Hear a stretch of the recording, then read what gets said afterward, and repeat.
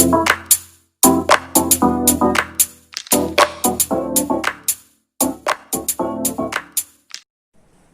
Afternoon सभी को। एक बार फिर हम लोग आपस में मिलते हुए कोविड-19 के प्रकोप के चलते हम लोगों को ऑनलाइन प्लेटफॉर्म पे आना पड़ा ताकि आप लोग का जो बोर्ड की तैयारी हो थोड़ा अच्छी ढंग से हो सके। तो आज हम लोग चलिए पढ़ते हैं केमिस्ट्री, रसायन के बारे में आज हम लोग पढ़ेंगे। इसका पहला चैप्टर है रासायनिक अभिक्रियाएं एवं समीकरण, केमिकल रिएक्शन एंड इक्वेशन। रासायनिक अभिक्रियाएं हमारे दैनिक जीवन में चारों तरफ केमिकल रिएक्शन होते हैं, चारों तरफ। तो केमिकल रिएक्शन आखिर होता क्या है?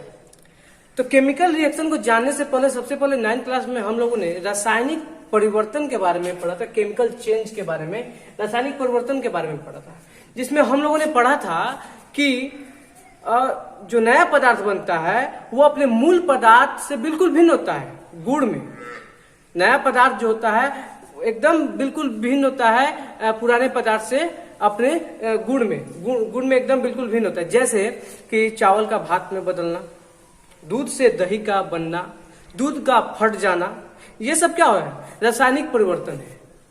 तो आखिर ये रासायनिक परिवर्तन किसके फलस्वरूप होते हैं? तो रासायनिक अभिक्रियाएं के फलस्वरूप, केमिकल रिएक्शन के फलस्वरूप होते हैं। तो केमिकल रिएक्शन किसे कहते हैं? तो जब कोई पदार्थ अकेले ही या किसी अन्य पदार्थ से क्रिया करके, 2 पॉइंट है, अकेले ही या किसी अन्य पदार्थ से क्रिया करके भिन्न गुण वाले एक या अधिक नए पदार्थों का निर्माण करता है, एक या अधिक नए पदार्थों का निर्माण करता है, तब वह प्रक्रिया रासायनिक अभिक्रिया कहलाती है, केमिकल रिएक्शन कहलाती है। यानी कहने का मतलब है जब कोई पदार्थ अकेले अभिक्रिया करे, अकेले कैसे कर सकता है? तो अकेले भी होता है, अकेले ही या किसी अन्य पदार्थ से, यानी 2 पदार्थ 3 पदार्थ जब क्रिया आपस में करते हैं तब ये जो है अपने से भिन्न गुण वाले एक या एक से अधिक पदार्थों का निर्माण करते हैं। तो वह प्रक्रिया, वो जो टोटल प्रोसेस होता है, जो टोटल प्रोसेस यानी इस प्रोसेस को जो घटित होने में जो प्रोसेस होता है वह रासायनिक अभिक्रिया कहलाती है।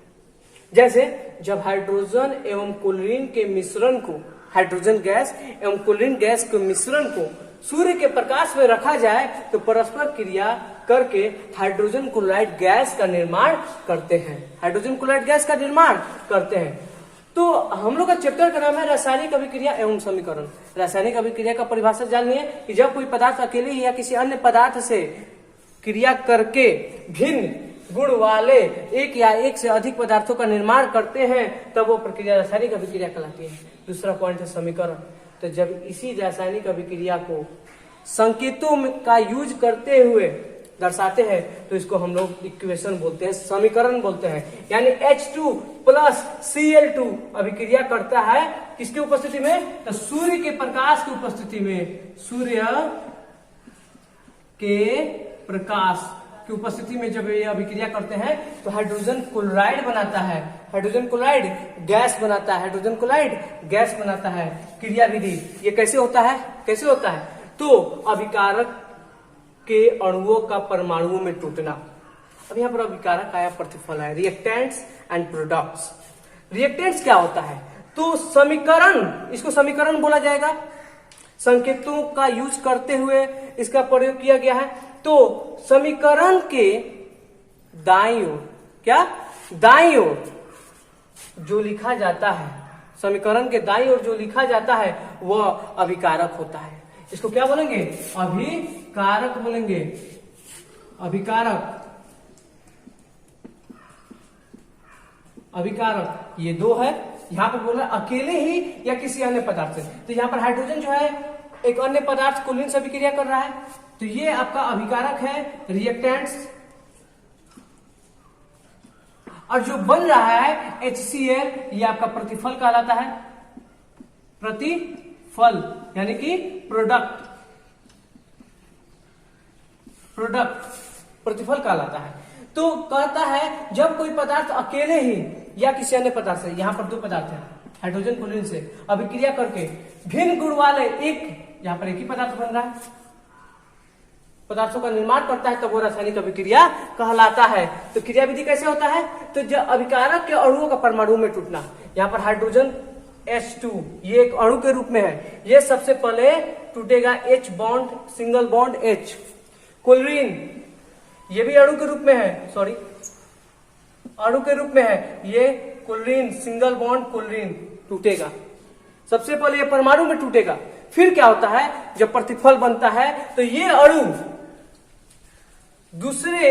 ये परमाणु दूसरे परमाणु से एक नया बंधन का निर्माण करता है, HCl और एक नया प्रोडक्ट तैयार होता है जिसको बोलते हैं हाइड्रोजन क्लोराइड। इस तरह का क्रिया विधि आपका होता है रासायनिक अभिक्रिया में। अब यहाँ पर बात हो रहा है अकेले ही या किसी अन्य पदार्थ से। यहाँ पर तो दो पदार्थ है, अकेले तो है नहीं। तो दूसरा एग्जाम्पल हम लोग लेते हैं, ये आपका हो गया दो पदार्थ का जिसमें केवल एक पदार्थ बनता है। क्या, कितना पदार्थ बनता है? एक। अब हम लेते हैं एक पदार्थ का, जैसे कहने का मतलब है आपका ले लेते हैं, मैं आपको कैल्शियम कार्बोनेट लेता हूं, कैल्शियम कार्बोनेट, कैल्शियम कार्बोनेट। अब यहां पर जो आपका अभिकारक है, रिएक्टेंट है, वो अकेले है। क्या है? अकेले है। जब इसका प्रोसेस कराया जाता है, रिएक्शन कराया जाता है, गर्म किया जाता है, क्या किया जाता है? गर्म करने पर जब कैल्शियम कार्बोनेट को गर्म किया जाता है तब यह कली चूना और carbon dioxide CaO plus carbon dioxide में टूट जाता है। Calcium oxide and carbon dioxide, ये कार्बन डाइऑक्साइड है, कार्बन डाइऑक्साइड इसमें टूट जाता है। तो आप यहां पर देखें कि अभिकारक एक है, जब कोई पदार्थ अकेले ही क्रिया करके भिन्न गुण वाले अधिक नए पदार्थों को, यहाँ पर दो से अधिक है कि नहीं। अब पहला वाला रिएक्शन क्या था आपका?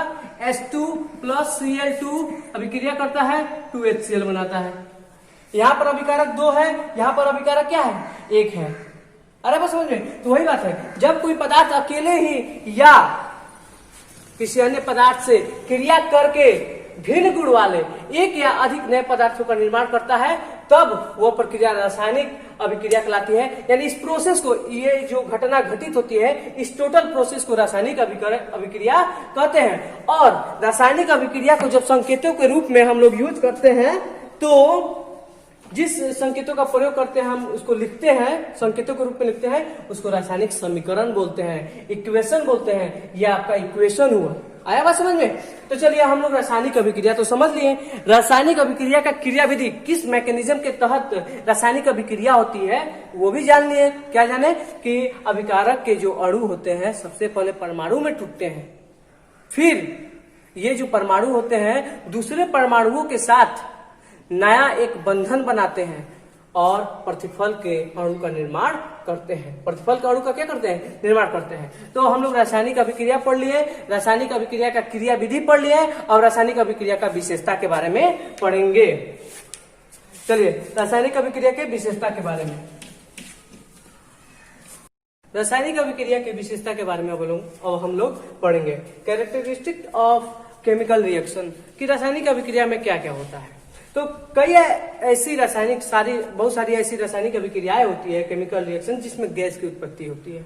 बहुत सारी ऐसी रासायनिक अभिक्रियाएं होती है जिसमें अवक्षेप का बनता है, अवक्षेप का बनना होता है, फॉर्मेशन ऑफ प्रेसिपिटेट, रंग का परिवर्तन होता है। तो कुछ ऐसी रासायनिक अभिक्रियाएं होती है जिसमें ताप का परिवर्तन होता है, तो कुछ ऐसी होती है जिसमें स्टेट चेंज हो जाता है। तो सबसे पहले एग्जाम्पल लेते हैं, गैस की उत्पत्ति के लिए एग्जाम्पल लेते हैं। जब कहा जाता है कि दानेदार जस्ता जिंक को सल्फ्यूरिक अम्ल, ये सल्फ्यूरिक अम्ल का सूत्र है, सल्फ्यूरिक एसिड, जब जिंक को सल्फ्यूरिक एसिड में डाला जाता है तब ये जो जिंक है हाइड्रोजन को बाहर निकाल देता है और ZnSO4 जिंक सल्फेट बनाता है। तो यहाँ पर देखते हैं एरो का चिन्ह ऊपर की तरफ है, इसका मतलब ये दर्शाता है कि गैस निकलकर बाहर चला गया। और छेद के बनने के लिए उदाहरण लेते हैं, तो जब सोडियम क्लोराइड की अभिक्रिया AgNO3 यानी सिल्वर नाइट्रेट का जलीय विलयन, ये भी एक जलीय विलयन है, एक्वस सोल्यूशन, AgNO3 भी जलीय एक्वस एक्यू जलीय विलयन को एक्वस सॉल्यूशन से दर्शाया जाता है। तो जब सोडियम क्लोराइड को सिल्वर नाइट्रेट के जलीय विलयन में डाला जाता है तब NaNO3 सोडियम नाइट्रेट बनता है और AgCl प्रेसिपिटेट यानी अवक्षेप के रूप में पेंदी के नीचे बैठ जाता है। आया बात समझ में? अवक्षेप का बनना का ये उदाहरण हमें अभी बताया है। हम लोग क्या पढ़ रहे हैं? रासायनिक अभिक्रियाओं की विशेषता, यानी रासायनिक अभिक्रिया में क्या क्या होता है। तो रासायनिक अभिक्रिया में कई सारी ऐसी रासायनिक अभिक्रिया होती है जिसमें गैस की उत्पत्ति होती है। जैसे जब दानेदार जिंक धातु को सल्फ्यूरिक एसिड में डाला जाता है तब जिंक सल्फेट और हाइड्रोजन गैस का निर्माण होता है। हाइड्रोजन गैस का निर्माण होता है, गैस की उत्पत्ति। अवक्षेप का बनना, जब सोडियम क्लोराइड की अभिक्रिया सिल्वर नाइट्रेट के जलीय विलयन के साथ कराया जाता है तो सोडियम नाइट्रेट NaNO3 और सिल्वर क्लोराइड अवक्षेप के रूप में, सिल्वर क्लोराइड जो अवक्षेप के रूप में बनता है। देख रहे हैं ना एरो किसी नीचे की ओर है, इसका मतलब ये पेंदी के नीचे बैठ जाता है। अब यहाँ पर जो है हम लोग कुछ थोड़ा सा ट्रिक जानेंगे। NaNO3 का जो कॉमन नेम होता है वो चिली साल्ट पीटर, ये चिली साल्ट पीटर इसका कॉमन नेम होता है। इसका चिली साल्ट पीटर का जो सूत्र होता है, फॉर्मूला होता है NaNO3, यानी एज ए ट्रिक NaNO3। आएगा समझ में? NaNO3। और ये जो AgCl है ये किसका सूत्र होता है? इसका साधारण नाम क्या होता है? तो AgCl, आजकल आप लोग रोड पर चलते हो तो कितना मोटरसाइकिल वाले हॉर्न बजाते हैं, हॉर्न बजाते हैं कि नहीं? हॉर्न कहते हैं, आजकल कितना ज्यादा हॉर्न हो रहा है मार्केट में। तो आज कल ये सूत्र होता है हॉर्न सिल्वर का। किसका? Horn silver. आजकल ये इसका कॉमन नेम है। AgCl का कॉमन नेम क्या है? आजकल, यानी AgCl। आजकल कितना हॉर्न बज रहा है, तो हॉर्न सिल्वर का सूत्र AgCl, चिली साल्ट पीटर का NaNO3। तो अवक्षेप का बनना आपने पढ़ा, आया बस समझ में? तो ये ट्रिक है थोड़ा याद करने का। यदि आपको पसंद आता है तो आप इस वीडियो पर लाइक जरूर दें। तीसरा पॉइंट है रंग परिवर्तन। जब पोटेशियम परमैंगनेट किस कलर का होता है? बैगनी कलर का होता है, KMnO4। पोटेशियम, ये मैग्नीज, ये ऑक्सीजन, पोटेशियम परमैंगनेट के बैगनी कलर पर जब नींबू का रस डाला जाता है, नींबू एक अम्ल होता है, डाला जाता है तो इसका बैगनी रंग गायब होने लगता है। तो ये भी एक केमिकल रिएक्शन की विशेषता है। जब potassium dichromate K2Cr2O7 potassium dichromate नारंगी कलर का होता है। जब इसको भी जब गर्म किया जाता है तो अब इसका भी रंग क्या होता है? गायब होने लगता है, यानी रंग का परिवर्तन। ताप परिवर्तन क्या होता है? तो ताप परिवर्तन में आपका उष्मा छेपी और उष्मा शोषी आता है। ताप परिवर्तन में क्या होता है कि जब आप मार्केट में जाते हो तो चूना लेकर आते हो कि नहीं? चूना, जिसको कली चूना कहते हैं, जिसका सूत्र होता है CaO। तो जब कली चूना CaO को जल में डाला जाता है, किसमें डाला जाता है? जल में डाला जाता है। जो मार्केट से आप लोग चूना लेकर आते हैं और उसको जल में जब डालते हैं तो देखते हैं ना बुलबुला निकलने लगता है, यानी उसमें से उसका टेम्परेचर बढ़ जाता है। तो टेम्परेचर, ताप में परिवर्तन, अभी नॉर्मल था, पानी डाला, पानी तो नॉर्मल होगा, डालते हैं नॉर्मल, लेकिन कुछ समय के बाद देखते हैं कि वो गर्म हो जाता है। तो यानी कि उसमें से उष्मा निकलता है, तो वो एक तरह का उष्मा छेपी अभिक्रिया होता है। तो इसका अभिक्रिया जो होता है कैल्शियम हाइड्रोक्साइड बनता है। कैल्शियम क्या बनता है? Calcium hydroxide. और साथ ही साथ उष्मा क्या होता है? बाहर निकलता है। तो ताप में परिवर्तन होता है। अवस्था में परिवर्तन कैसे होता है? तो जैसे आप लोग मोमबत्ती को जलाते हो, मोमबत्ती को क्या करते हो? जलाते हो। तो मोम पहले क्या होता है? ठोस अवस्था में होता है, उसके बाद वो पिघलता है, फिर मोम जलता है तो फिर वो किसमें बदल जाता है? गैस में बदलता है। तो अवस्था स्टेट, पहले ठोस सॉलिड स्टेट में, फिर वो पिघल कर लिक्विड स्टेट में आता है, फिर गर्म होकर जब जलता है तो गैसियस स्टेट में बदल जाता है। तो स्टेट में परिवर्तन। तो रासायनिक अभिक्रिया की विशेषता 5: गैस की उत्पत्ति, अवक्षेप का बनना, रंग परिवर्तन, ताप परिवर्तन और अवस्था परिवर्तन। अब हम लोग रासायनिक अभिक्रिया के प्रकार के बारे में पढ़ेंगे। हम लोग पॉइंट बाय पॉइंट रासायनिक अभिक्रिया के बारे में पढ़ रहे हैं। सबसे पहले रासायनिक अभिक्रिया क्या होती है, रासायनिक अभिक्रिया की क्रियाविधि के बारे में पढ़े, रासायनिक अभिक्रिया की विशेषता के बारे में पढ़े। अब रासायनिक अभिक्रिया के प्रकार के बारे में पढ़ेंगे। Different kinds of chemical reaction. First, संयोजन या संश्लेषण अभिक्रियाएं, यानी कॉम्बिनेशन या सिंथेसिस रिएक्शन। कॉम्बिनेशन संयोजन, यानी जब कोई दो या दो से अधिक पदार्थ संयोग करके, दो या दो से अधिक पदार्थ, क्योंकि कॉम्बिनेशन कभी भी दो पदार्थ या उससे अधिक होगा। क्या एक अकेले कोई पदार्थ संयोग कर सकता है? नहीं। दो या दो से अधिक पदार्थ संयोग करके एक नए पदार्थ का निर्माण करते हैं। एक नए पदार्थ का निर्माण करते हैं। कितना? एक नए पदार्थ का निर्माण करते हैं। और नए पदार्थ का जो गुण होता है मूल पदार्थ। मूल पदार्थ कौन कौन है? तो दो या दो से अधिक पदार्थ। दो या दो से अधिक पदार्थ। मूल पदार्थ कौन है? यह है दो या दो से अधिक पदार्थ। वह अभिक्रिया जिसमें एक या एक से अधिक पदार्थ संयोग करके एक नए पदार्थ का निर्माण करते हैं। नए पदार्थ का गुण मूल पदार्थ के गुण से बिल्कुल भिन्न होते हैं। संयोजन या संश्लेषण अभिक्रिया कहलाती है। क्या कहलाती है? संयोजन या संश्लेषण अभिक्रिया कहलाती है। तो सबसे पहले हम एक एग्जाम्पल लेते हैं इसको समझने के लिए। कैसे एग्जाम्पल? जैसे देखिए, कार्बन प्लस ऑक्सीजन। कार्बन यानी कहने का मतलब कार्बन यानी कोयला। जब कोयला को ऑक्सीजन की उपस्थिति में गर्म किया जाता है, यानी कोयला को जब जलाया जाता है तो कार्बन डाइऑक्साइड गैस बनता है। दो से या दो से अधिक पदार्थ है कि नहीं? जब ये क्या करते हैं, अभिक्रिया करते हैं, तो एक नया पदार्थ बनता है। क्या? Carbon dioxide. ये बताइए आप लोग कि कार्बन डाइऑक्साइड का गुण जो है वो क्या कार्बन के समान है? नहीं। क्या ऑक्सीजन के समान है? नहीं। इसका गुण क्या होता है? मूल पदार्थ के गुण से बिल्कुल भिन्न होता है। कार्बन डाइऑक्साइड का गुण कार्बन से भी भिन्न, ऑक्सीजन से भी भिन्न। कार्बन ठोस, oxygen gas, carbon dioxide gas. ये एक भारी गैस होता है। ऑक्सीजन से भी क्या होता है? भारी गैस होता है। दूसरा एग्जाम्पल हम लोग लेते हैं। जब मैग्नीशियम की अभिक्रिया किसके साथ? ऑक्सीजन के साथ जब कराते हैं, O2 के साथ, तो मैग्नीशियम ऑक्साइड बनता है। क्या बनता है? मैग्नीशियम ऑक्साइड बनता है। अब यहीं पर हम लोग समीकरण को भी संतुलित करना सीख सकते हैं। यहाँ पर मैग्नीशियम कितना है अभिकारक में? 1। यहाँ पर भी कितना है? 1। ऑक्सीजन कितना है?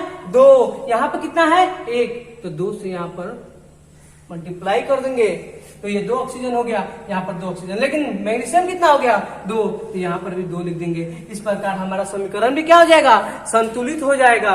क्योंकि द्रव्यमान संरक्षण का सिद्धांत कहता है कि द्रव्यमान को न तो निर्माण किया जा सकता है और न ही नाश किया जा सकता है। अभिकारक में जितना ग्राम mg जितना मैग्नीशियम का परमाणु होगा, ऑक्सीजन का परमाणु होगा, प्रतिफल में भी उतना ही मैग्नीशियम का परमाणु और ऑक्सीजन का परमाणु होगा।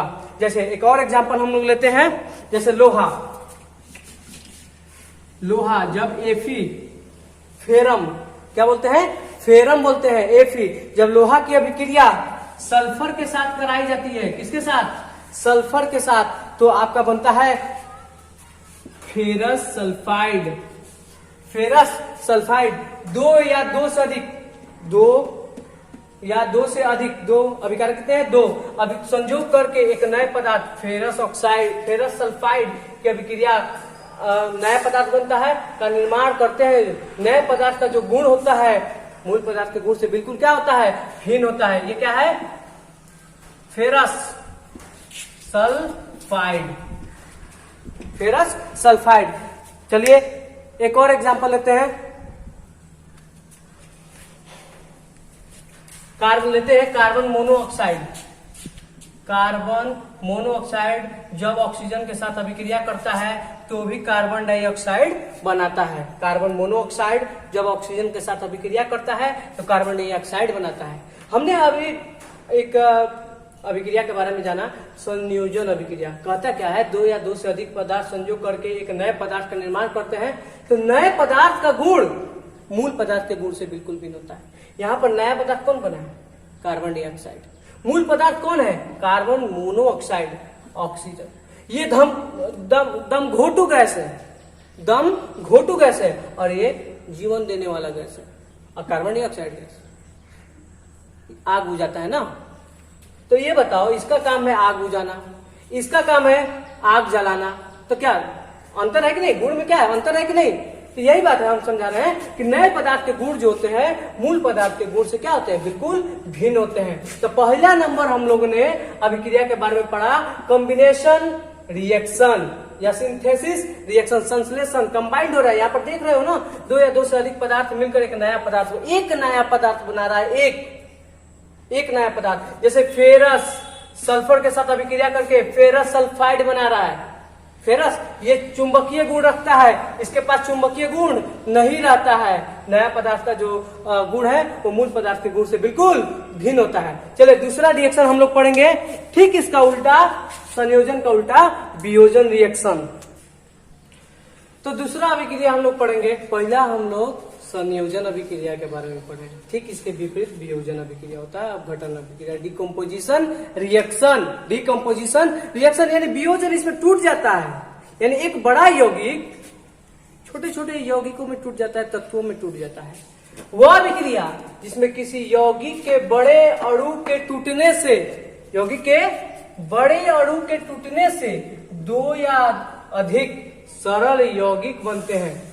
और ये जो दो या अधिक सरल यौगिक बनते हैं, इनके गुण जो होते हैं, बड़े अणु यौगिक जो होते हैं, बड़े यौगिक, इनके गुण से क्या होते हैं, बिल्कुल भिन्न होते हैं। जैसे कैल्शियम कार्बोनेट का विघटन, कैल्शियम कार्बोनेट, कैल्शियम CaCO3, जब कैल्शियम कार्बोनेट को गर्म किया जाता है, यानी संगमरमर को, संगमरमर का सूत्र होता है कैल्शियम कार्बोनेट। जब कैल्शियम कार्बोनेट का क्या किया जाता है, गर्म, ये हीट का चिन्ह है, गर्म किया जाता है, तो ये कली चूना calcium oxide plus carbon dioxide में टूट जाता है। दो या दो से अधिक सरल यौगिक, कैल्शियम कार्बोनेट किसमें टूटा है, calcium oxide and carbon dioxide में टूट जाता है। इसको कहते हैं कली चूना, इसका साधारण नाम है कली चूना। दूसरा एग्जांपल लेते हैं, पोटेशियम क्लोराइड का विघटन, KClO3, potassium chloride, potassium chloride का विघटन, जब इसको गर्म किया जाता है तो potassium chloride KCl plus oxygen gas में ये टूट जाता है। तो वियोजन अभिक्रिया क्या कहता है कि वह अभिक्रिया जिसमें कोई एक बड़ा यौगिक जो है दो या दो से अधिक सरल छोटे यौगिकों में टूट जाता है। और ये जो सरल यौगिक का गुण होता है मूल यौगिक के गुण से क्या होता है, बिल्कुल भिन्न होता है। पहला एग्जांपल कैल्शियम कार्बोनेट, ये किसका सूत्र है, कैल्शियम कार्बोनेट का ClCuM कार्बोनेट, जब हीट किया जाता है तो कली चूना बनता है, कैल्शियम ऑक्साइड और कार्बन डाइऑक्साइड। पोटेशियम क्लोराइड के ClO3 को जब गर्म किया जाता है तो पोटेशियम क्लोराइड और ऑक्सीजन गैस बनता है। क्या बनता है, ऑक्सीजन गैस बनता है। तो अभी हम लोगों ने पिछले रिएक्शन में समीकरण को संतुलित करने के लिए थोड़ा सा झलक ली थी, अब इसमें भी देखते हैं। चलिए अभिकारक की तरफ हमने बोला कि एरो के दाहिनी ओर अभिकारक और बाई ओर प्रतिफल, ये आपका प्रतिफल है, यह अभिकारक है। यहाँ पर कैल्शियम कितना है, 1, यहाँ पर कितना है, 1, दोनों जगह समान है। कार्बन यहाँ पर कितना है, 1, यहाँ पर कार्बन कितना है, 1, ठीक है। ऑक्सीजन कितना है, 3, इधर 2, 1, 3, यानी ये मेरा जो रिएक्शन है संतुलित है। पोटेशियम क्लोराइड का विघटन, पोटेशियम कितना है, K, 1, यहाँ पर 1, संतुलित है।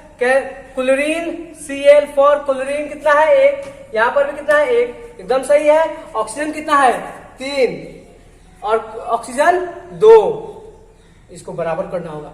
तो एक बात हमेशा याद रखिएगा कि इसको क्रॉस मल्टीप्लाई कर दिया जाए। क्या कर दिया जाए, क्रॉस मल्टीप्लाई, यानी 3 इधर है तो 3 का गुना इससे करेंगे 6, 2 इधर है तो 2 का गुना इधर इससे करेंगे पोटेशियम क्लोराइड से, तो 3 दूनी 6। तो 6 ऑक्सीजन, इधर भी 6। लेकिन अब यहाँ पर देखते हैं KCl कितना हो गया 2, तो यहाँ पर 2 रख देंगे।